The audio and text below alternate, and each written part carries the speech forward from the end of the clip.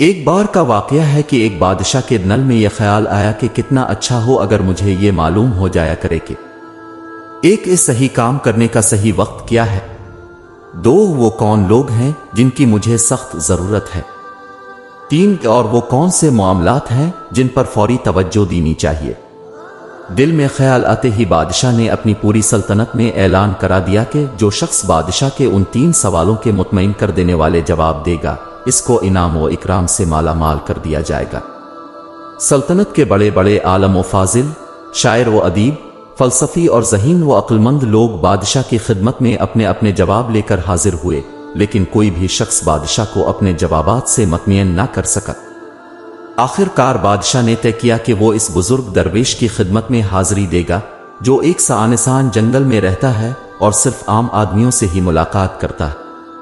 بادشاہ نے اس درویش سے ملاقات کرنے کی غرض سے عام آدمیوں والے کپڑے پہنے اور اس کی معمولی سی جھونپڑی سے کچھ دور ہی اپنے گھوڑے سے آتر پڑا اور اپنے سپاہیوں کو چھوڑ کر اس سے ملنے کے لیے چل دیا۔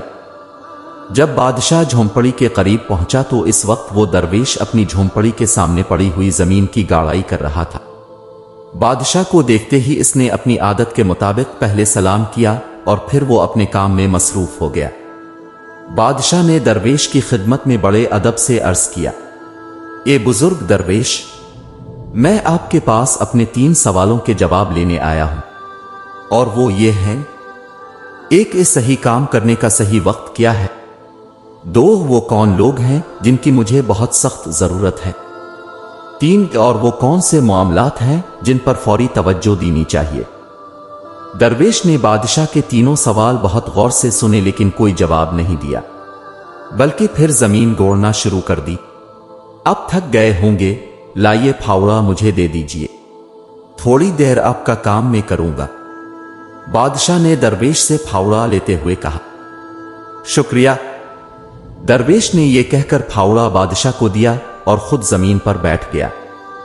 جب بادشاہ 2 کیاریاں گوڑ چکا تو اس نے پھر اپنے سوال دہرائے، لیکن درویش نے پھر بھی کوئی جواب نہیں دیا، بلکہ وہ الفاٹے کھڑا ہوا اور بادشاہ سے پھاوڑا لینے کے لیے اپنا ہاتھ بڑھاتے ہوئے صرف اتنا کہا، اب تم دن بھر آرام کرو اور مجھے تھوڑا کام کرنے دو۔ لیکن بادشاہ نے درویش کو پھاوڑا نہیں دیا اور زمین کی گڑائی کرتا رہا۔ اس طرح وقت گزرتا گیا، دھیرے دھیرے شام ہو گئی۔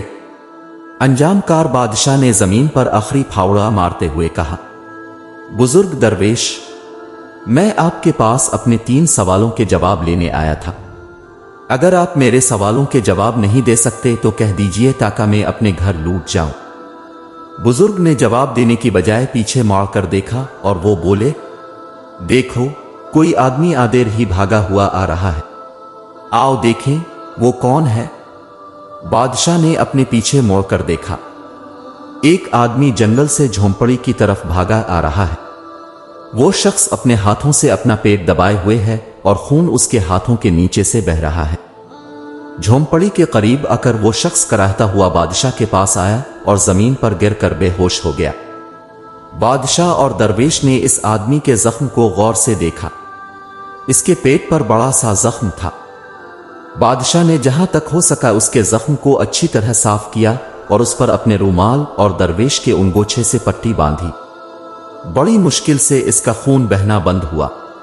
اب سورج ڈوب چکا تھا، ٹھنڈک بھی بڑھ چلی تھی، اس لیے بادشاہ نے درویش کی مدد سے زخمی کو جھونپڑے کے اندر پہنچا دیا اور اس کو 4 پائی پر لٹا دیا۔ کچھ دیر کے بعد وہ زخمی شخص سو گیا۔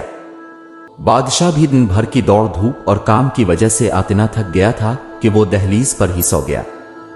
صبح جب بادشاہ کی آنکھ کھلی تو اس نے دیکھا کہ چارپائی پر پڑا ہوا زخمی اپنی چمکتی ہوئی آنکھوں سے اسے ٹکٹکی باندھے دیکھ رہا ہے۔ مجھے معاف کر دیجئے میرے آقا، اس زخمی نے بادشاہ سے التجا کی، میں تم کو نہیں جانتا اور جب جانتا نہیں تو معاف کرنے آنا کرنے کا سوال ہی پیدا نہیں ہوتا۔ بادشاہ نے جوابا کہا، میں آپ کا دشمن ہوں، آپ نے میرے بھائی کو قتل کرا دیا تھا اور اس کی جائیداد ضبط کر لی تھی۔ میں نے عہد کیا تھا کہ میں آپ کو قتل کر دوں گا۔ آج جب مجھے معلوم ہوا کہ اب درویش سے ملنے گئے ہیں تو میں نے طے کیا کہ اب جب واپس لوٹیں گے تو میں آپ کو راستے میں ہی قتل کر دوں گا، लेकिन पूरा दिन गुजर गया और अब वापस नहीं लौटे, तो मैं अब का पता लगाने के लिए अपने ठिकाने से बाहर आया। जल्द ही अब के मुहाफिज सिपाहियों से मेरी मुठभेड़ हो गई। उन्होंने मुझे पहचान लिया और मुझे जख्मी कर दिया। मैं उनसे बचकर भाग निकला, लेकिन अगर आप मेरे जख्मों पर पट्टी ना बांधते तो मैं ज्यादा खून निकल जाने की वजह से मर जाता। मैंने आपको कत्ल करना चाहा, लेकिन आपने मेरी जान बचा ली। अब अगर मैं जिंदा रहा तो सारी उम्र गुलाम बनकर आपकी खिदमत करता रहूंगा। मुझे मुआफ कर दीजिए। बादशाह दुश्मन से इतनी आसानी से सुलह करके और इसे दोस्त बनाकर बहुत खुश हुआ। उसने इसको मुआफ ही नहीं किया, बल्कि इससे यह भी कहा, मैं अपने खादमों और शाही तबीब को तुम्हारी देखभाल और इलाज के लिए भेज दूंगा और तुम्हारी जायदाद भी वापस कर दूंगा। जख्मी आदमी से रुखसत होकर बादशाह झोंपड़ी से बाहर आया और दरवेश को आदेर उधर देखने लगा, क्योंकि जाने से पहले वो एक बार फिर अपने सवालों के जवाब हासिल करने की कोशिश करना चाहता था। दरवेश बाहर अपने घुटनों पर जया का हुआ उन क्यारियों में बुआई कर रहा था जो एक रोज पहले गोड़ी और बनाई गई थी। बादशाह दरवेश के पास पहुंचा और बोला, बुजुर्गवार, मैं आखिरी बार अपने सवालों के जवाब की दरखास्त करता हूं। तुम जवाब पा चुके हो, लेकिन शायद तुम्हारी समझ में नहीं आए। खैर, मैं तफसील से बताता हूं। अगर तुमने कल मेरी बुजुर्गी पर तरस खाकर उन क्यारियों को मेरे लिए गोड़ा ना होता और अपने रास्ते चले गए होते तो वो आदमी तुम पर हमला कर देता, इसलिए वो वक्त बहुत अहम था जब तुम क्यारियां गोड़ रहे थे। मैं बहुत अहम आदमी था और मेरे साथ नेकी करना सबसे अहम काम था। बाद को जब वो आदमी भागकर हम लोगों के पास आया तो वो बड़ा अहम वक्त था, क्योंकि तुम उसकी देखभाल कर रहे थे। अगर तुम उसके जख्मों पर पट्टी ना बांधते तो वो तुमसे सुलह किए बगैर मर जाता। इसलिए वो अहम आदमी था और जो कुछ तुमने इसके साथ किया वो बहुत अहम काम था। इसलिए याद रखो कि एक ही वक्त बहुत अहम है और वो है तब, यानी मौजूदा वक्त। इसलिए कि यही वो वक्त है जब हमें कोई मौका और कोई ताकत हासिल रहती है। सबसे अहम आदमी वो है जिसके साथ तुम हो, इसलिए कि किसी को नहीं मालूम कि फिर कभी इससे मामला पड़ेगा या नहीं। और सबसे अहम काम यह है कि उसके साथ नेकी की जाए, क्योंकि इंसान को इसी मकसद से ये जिंदगी अता हुई है। आतिना कहकर दरवेश फिर अपने काम में मसरूफ हो गया।